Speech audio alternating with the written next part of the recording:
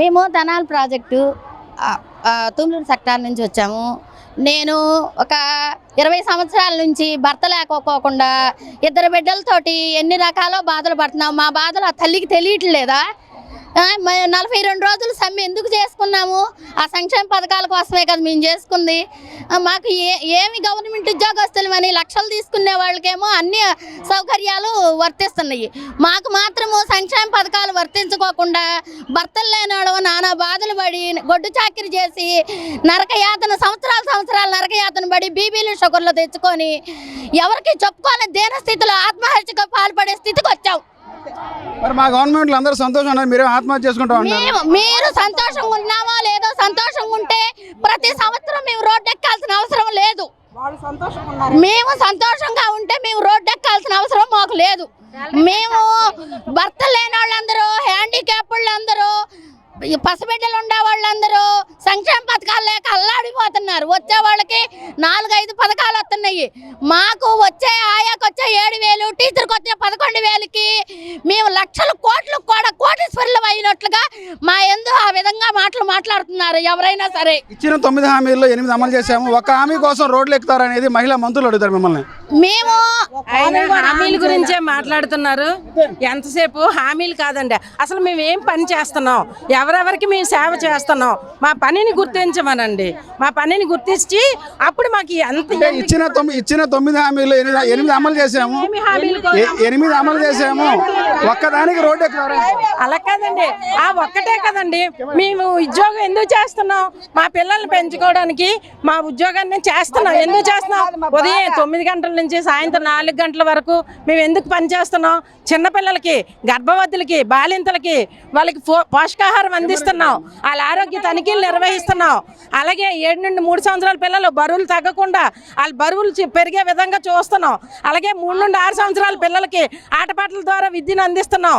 కిషోర్ బాలికలు 11 నుండి 14, 15 నుండి 18 ఈ పిల్లలందరికీ కూడా మంచి వ్యక్తిగత పరిశుభ్రత గురించి చెప్తున్నాం. వాళ్ళకి ఎర్లీ చైల్డ్ మ్యారేజెస్ అవ్వకుండా కౌన్సిలింగ్ ఇస్తున్నాం. గ్రామంలో ప్రతి ఒక్క ఇంటికి కూడా మేము సర్వీస్ చేస్తున్నాం.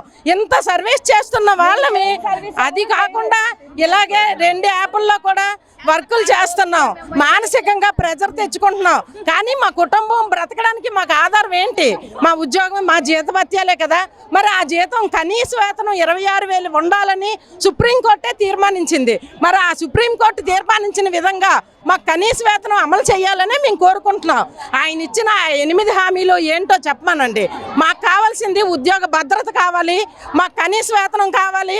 అలాగే మా స్కూల్కి వచ్చిన కడుపుతో ఉన్న దగ్గర నుండి ప్రతి గ్రామంలో ఉన్న ప్రతి ఒక్క ఇంట్లోని కూడా కిషోర్ బాలిక అయిన దగ్గర నుండి, పెళ్ళి అయిన దగ్గర నుండి మళ్ళీ వాళ్ళు ముసలోళ్ళు అయ్యే వరకు మేము సేవలు చేస్తుంటే 3 నుండి 5 సంవత్సరాల లోపు పిల్లల్ని కాన్వెంట్ల కోసం పంపించేస్తున్నారు. ఆ జీవో తెమ్మనండి.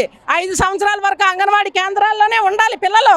ఖచ్చితంగా మా సేవలు అందుకున్న వాళ్ళు ఆయన ఎక్కడా కాన్వెంట్లో జాయిన్ అవ్వకూడదు అని తీర్మానించమనండి. మా ఉద్యోగానికి భద్రత కల్పించమనండి. అప్పుడు మేము ఆనందంగా చేస్తాం. అప్పుడు మేము సంతోషంగా ఉంటాం.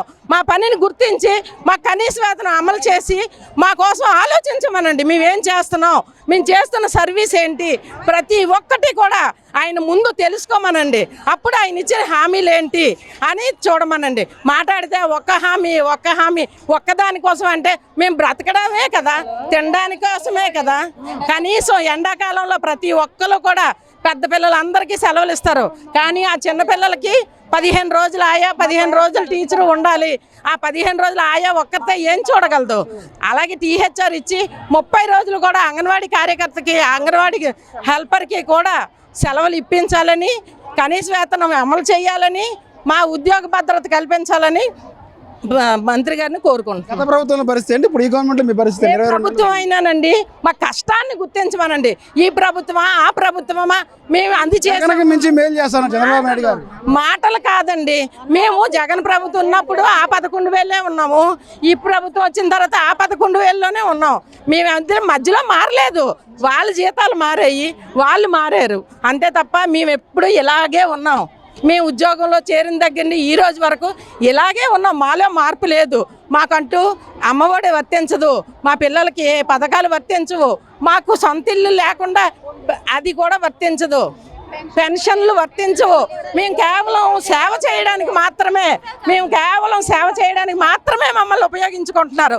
ఇది కరెక్ట్ కాదు. చంద్రబాబు నాయుడు గారు దీన్ని జాగ్రత్తగా చూసి పరిశీలించి నిర్ణయం తీసుకుంటారని మేము కోరుకుంటున్నాం.